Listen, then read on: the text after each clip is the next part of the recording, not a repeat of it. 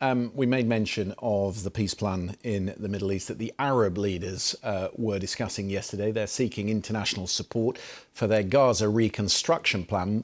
The plan comes with a 91-page glossary that proposes an enormous rebuilding operation with, crucially, the Palestinians remaining in place. It will be costly. The bill is estimated at over $50 billion.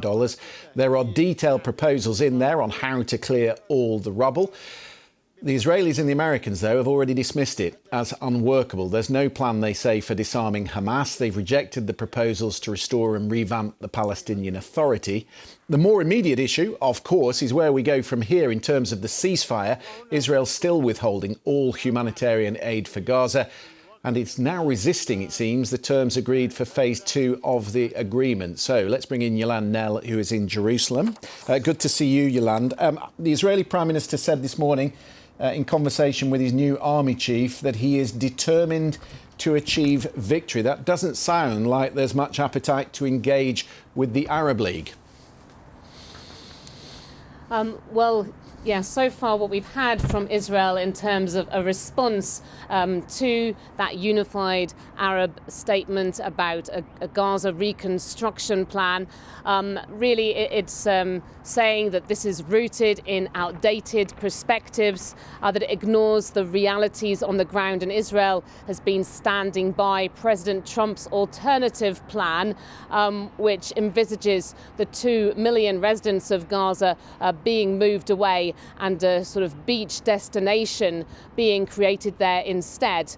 What we had earlier when Mr. Netanyahu was speaking, it was at the handover ceremony for the new Israeli military chief of staff. The former Israeli military chief of staff, Herzi Halevi, tendered his resignation earlier this year, really because of what the Israeli military itself has found to be its complete failure to prevent the events of the 7th of October, those deadly Hamas-led attacks. And we had both Mr. Netanyahu and his new chief of staff for the military talking about the need to have full victory over Hamas.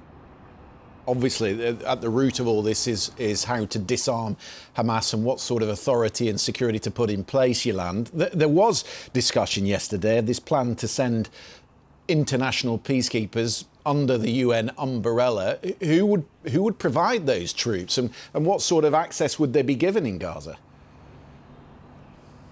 I mean, that is something that the UN Security Council is being asked for as part of this plan, without sort of more details being provided. It's previously been suggested that there would be Arab troops that could go into Gaza, and that you would then have a handover as swiftly as possible to a new Palestinian police force with both Egypt and Jordan involved in training up those police officers. But this security issue is really the big one that remains unanswered. I mean, Hamas was not referred to by name in the communiques that came out of that Cairo summit. Hamas, though, has welcomed the final statements that came out from this meeting of the Arab League.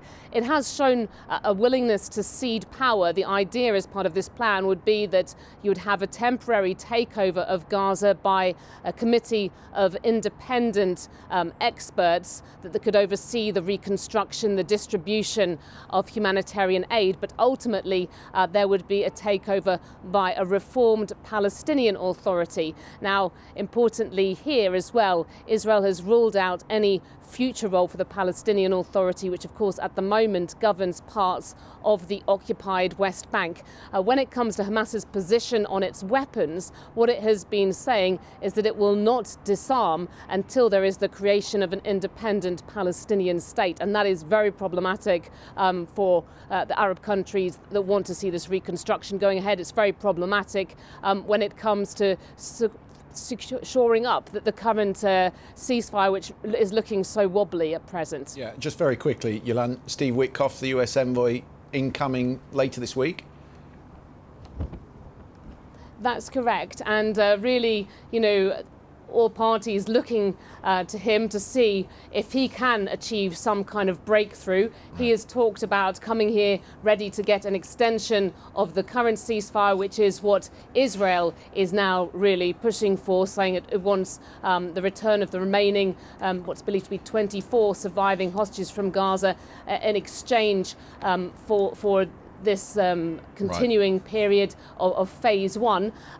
But we've got Hamas rejecting that, saying it wants to move on. It wants a full end to the war, a full Israeli withdrawal from Gaza.